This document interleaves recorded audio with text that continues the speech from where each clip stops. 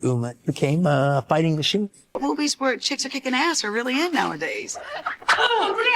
This film is about justice and redemption. It's phenomenal, and it's classic Quentin. I came up with the idea of doing a revenge movie with Uma, and it'd be a cool exploitation kind of thing, and she'd play an assassin, but not just an assassin, one of the deadliest women in the world.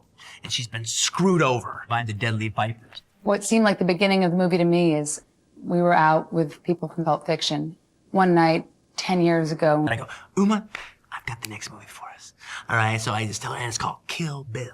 And he was telling me about genre cinema with all the great power and enthusiasm and detail that this cinephile mind can produce, which is pretty extraordinary. And I started talking about this character I wanted to play and this name I wanted to call the character. And for the next couple of weeks, we just proceeded to keep talking about Kill Bill in between takes and everything, sitting around talking about it, musing about it. We kept going back and forth and spun this idea together of this assassin who tries to leave the business and get married. And one of the things she was like, Quentin, what if the first time we see the bride, okay, she's beaten up, blood all over her face, but when we see her, she's wearing a bridal gown. All right, and that was when The Bride was born. Then he went his way and did Jackie Brown and started writing his war epic, and I did whatever I did for 7 years. And about 3.5 years ago, I ran into him, and I've been out of touch with him. And it was just so cool to see her. So it made me go into my drawer that I had those handwritten pages of Kill Bill again. And I yanked them out and read them and go, this is some funny shit. All right, this would be really good. So I put the war film aside, and then we would start the process of making the movie, and she got pregnant. I kind of just almost had to just consider recasting her for a week just so everyone else would think I wasn't crazy. I could never make the movie with anybody else. So here we are. Quentin couldn't have written me a more challenging, sort of difficult part. Because, I mean, she's sort of an enigma. She's hard-bitten. She's heartbroken. She's sort of somewhat a lean, mean killing machine. Uma's superwoman.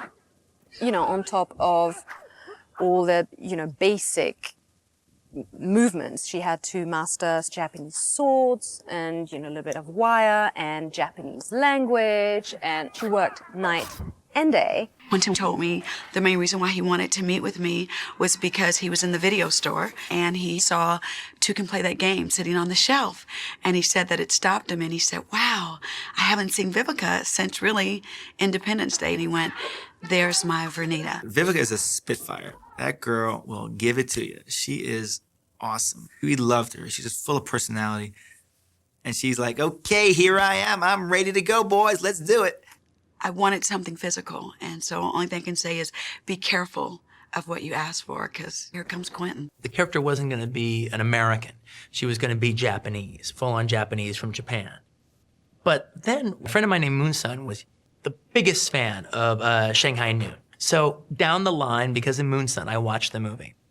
And I see Lucy Liu in it, and I think she is absolutely amazing in it. I got a phone call from Quentin out of the blue, and he was just talking a mile a minute about everything, and he was really excited, and he was talking about the script that he had written, and he mentioned that there was a role that he was considering me for. And when I did get the script, I read it from beginning to end, and I was just so thrilled about it.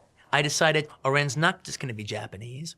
She's going to be half Japanese, half Chinese, Asian American, and she's still going to rule the crime world in Tokyo. She will still be the queen of crime in Tokyo. Sonny Chiba was, to me, right up there in the 70s with Charles Bronson and Clint Eastwood as just one of the greatest action stars ever. And I've been wanting to work with Sonny since I was a little kid. And Sonny Chiba, one of his coolest things that he did amongst all these great movies is he had a TV show, all right, that I used to watch on the Japanese station in Los Angeles in the 80s. And the English title for the show was Shadow Warriors. All right, the Japanese title of the show was Kage no Gunda. And the way they do series in Japan are very different.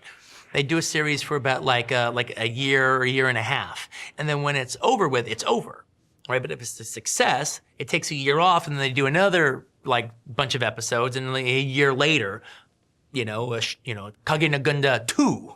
appears, all right? And I think they went all the way up to 4 with Kage no Gunda, you know? And each time they did a new show, he was a different Hattori Hanzo. You know, it'd be like, you know, Hattori Hanzo the first, and then he'd be Hattori Hanzo the second. It would always take place, you know, like 3 decades later.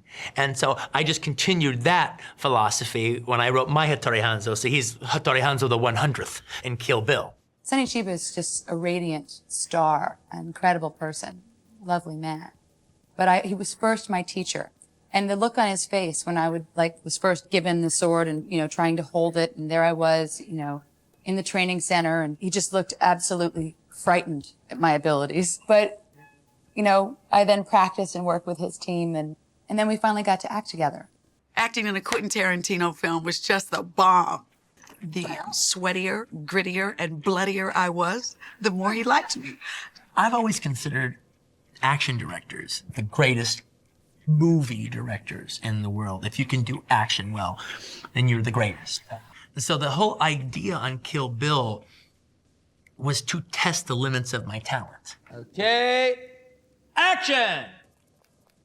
In a way, I think that for Quentin, the action was very challenging, and I think he would say that he taught himself how to shoot action in this movie. He went step by step by step methodically through the process and shot it Hong Kong style of going in continuity and educated himself, you know. Gave birth to himself as an action director. And I love his energy. And he really cares so much about this project. And you have to respect that, you know. And he's also open to hearing what you have to say about it. He will also fight for what he thinks it is because he's the creator of it. Quentin loves movies so much, and he's just enjoying every second. He brought in all these elements of the samurai and the Hong Kong cinema and all these inspirations that had been such a part of him as a filmmaker. I think Kill Bill has the same relationship with 70s grindhouse cinema that Raiders of the Lost Ark had with 1940s and in the late 30s movie serials. And just the way that Steven Spielberg and George Lucas had a love for this cinema growing up, and how they took the parts of it that they liked the best, their favorite parts of it, and they kind of reinvented it and, you know, and made it work not only for a new audience, but just for an audience that wasn't as familiar with it as they are, and did it the way they've always wanted to do it, but keeping all the aspects they liked. All right, that's what I tried to do with all the grindhouse exploitation cinema that I loved. And so, like, just a quick rundown of all the different things involved in this movie is, like, one, you know, you got Yakuza film and the samurai movie, the spaghetti western, but also thrown in there are, you know, there's my little Italian giallo scene. I have my little Brian De Palma sequence in there to give that some fun. Way back when the idea was first created, he screened John Woo's The Killer for me. And then later came Coffee and Sergio Leone, Clint Eastwood films, Bruce Lee, Lady Snowblood, a Japanese samurai female revenge film. The whole combination of the right piece of music, all right, with the right visual image, I really think is one of the most exciting things you can do in movies. There's a reason why people remember it in my movies, is because when you do it right, it's really memorable. So I've been a fan of the Wu-Tang Clan for a long time and a huge fan of RZA. I met him when I was doing the promotion for the film Iron Monkey. So we meet each other and boom, right away, and we just started clicking. All right, just start talking about this kung fu movie, that kung fu movie, this kung fu movie, that kung fu movie. And the thing is, if you're a big fan of this genre, you have an immediate response the minute you meet somebody that can keep up with you, all right, who's seen the same movies, has the same appreciation, loves it as much as you do, and you can name this title and this actor and this title and this actor, and then they know what you're talking about. So we just really clicked big time. And it was funny though, because I was bragging about certain movies, like I got the first old video cassette that I had for 20 years that nobody don't got. And Quentin's like, yeah, I got the 35mm master. You know what I mean? So I'm pulling out DVDs, he pulling out the masters. And that was kind of like funny, like real ego man talk, you know what I mean? And then after that, it was like, I was like, well, you know, I'm writing Kill Bill. I'm getting that ready to go. And then it just became, there was never, oh, by the way, would you like to do the music? Or, hey, Quentin, you think I should do the music? You know, it wasn't never even a conversation like that. It just kind of grew out of that. When he first asked me about music, he asked me would I like to produce the soundtrack in the way that I produce Wu-Tang albums. Because he's like, I listen to your music and you always use these stings and these stabs and all this. and I'm thinking about maybe having you produce my soundtrack. I said, well, it's, whatever, I do, that's easy. I mean, that's like nothing. If that's what you want, consider it done. And not only did he do a fantastic job with both coming up with some neat original pieces, was the very first time in one of my movies, but also just, being able to sample some of the different cool sound effects that, we both grew up listening to in Kung Fu films. But we took a few things from old Shaw Brothers stuff to add flavor to it, For those Kung Fu buffs that know everything about Kung Fu movies, they're gonna appreciate it. They're gonna appreciate that when it first comes on, you see the Shaw Brother logo that Quentin used. They're gonna appreciate those type of things. I was in Tokyo doing pre-production on Kill Bill, and I was like walking down, I had like an hour and a half before I had to leave for the airport, and I had all my crap done. So I'm always like walking around in Japan and walking into this store and that store, buying this, buying that, just chilling out, all right? And so there's this like really cool hip clothing store, sells cool retro clothing, all right? And I walk in the store and I'm looking for like a cool shirt or cool jacket, just, something to jump off the shelf. And then they're playing the 5, 6, 7, 8s in there. And it's like, this is a boss band, man. So I go up to the counter, in English, they're Japanese, and I ask them, who is this? And they go, oh, that's the 5, 6, 7, 8s. Really, can I see the CD? Show it to me. And I go, can I buy this? Wait, no, that's the store copy. We're a clothing store. If you want to buy it, though, you can find it at Tower Records. They have it there. Go to Tower. And I'm like, I can't go to Tower. I'm going to be leaving too shortly. I got to leave right now. All right? How about I buy it from you, and I'll give you the money, and I'll pay you even more, and then you can just go and pick it up again at Tower. How about that? Go, well, we have to call the manager. All right? Go, well, could you call him? Okay.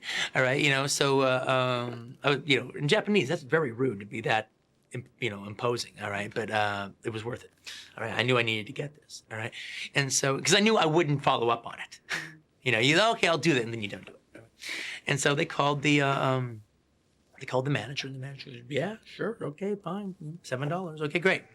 I start listening to it, and I found, okay, this is the song for the long steady cam shot. This will work great. And so I brought them down. Those were their own costumes. That's not the production, dressing them up in any crazy way. They have about like 6 or 7, like the Ronettes. They have 6 or 7, syncopated outfits.